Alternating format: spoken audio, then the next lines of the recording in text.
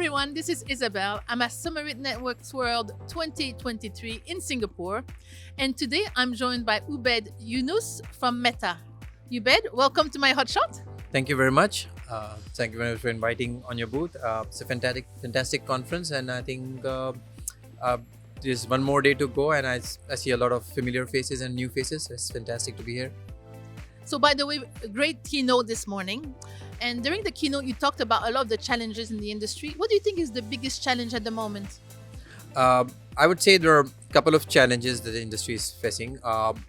One challenge that we discussed in the keynote panel today and yesterday in the symposium is attracting young talent to the industry.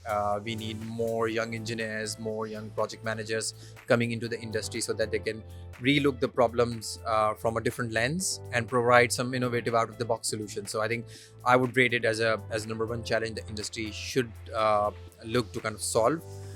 The other challenge I think is as we build more and more subsea cables, we need to find some more innovative ways of maintaining those subsea cables. And I think just permitting and having different ships to maintain it going into different geographies, there has to be a better, more efficient way of doing it so that more and more networks can be maintained in shortest possible time. So I think these are the two challenges that the industry should look to solve in the next 2 to 3 years.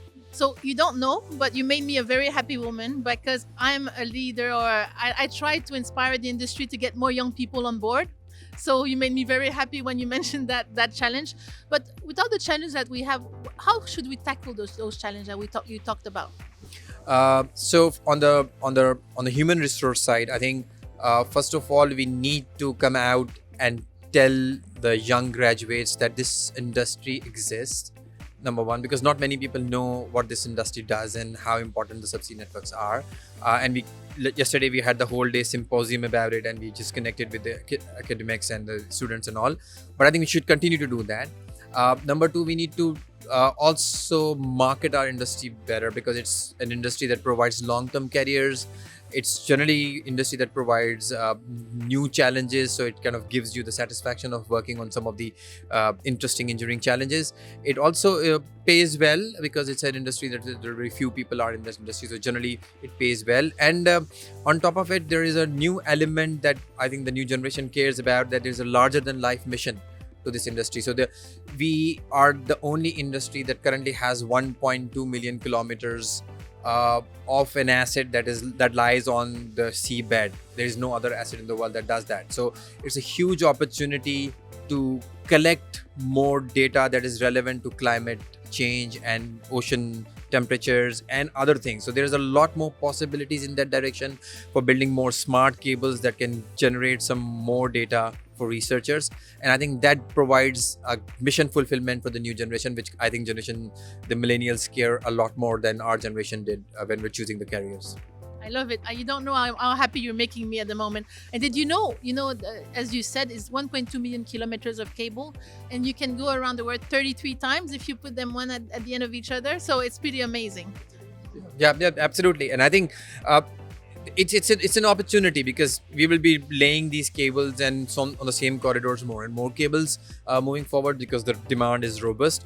So if we can find some allied industries that can come along, or some allied researchers that can come along. Obviously, it's a double-edged sword that there are other regulatory aspects around it, but we want to kind of keep it simple. But I think there is an opportunity, and when the young people choose this as a career, they can also look into solving these problems and also solving a bigger climate problem through this industry. So I think it's a fantastic opportunity. So you've mentioned a lot of future-looking topics, the young generation and the growth of the industry. So if you look into Ubaid crystal ball, what do we see when you look at the subsea industry 5 to 10 years down the line? Yeah, I think 5 to 10 years I should not be needing a crystal ball. I think the demand is very robust for subsea networks now. It's been a very high demand since 2012, and I think personally I believe that their demand will continue to happen in the next 5 to 10 years. As I said in the panel discussion this morning, the industry has stepped up the capex commitment 5 years onwards. So it has built the right kind of muscle to kind of sustain the growth, and I'm very hopeful that we will have 16 to 7 billion dollars of investments from 2025 to 2030, and the industry will continue to grow. And as and when we start deploying some more innovative solutions around, that opens up a whole new era of opportunity. So I think I am very hopeful about the future of the industry. So it's perfect for the young people looking for a long-term, job, something that is so exciting. They learn constantly. It's constantly evolving, so it's perfect. So thank you so much, Ubaid, for a great interview. Thank you very much for having me. Everyone, thank you for watching, and until my next hot shot.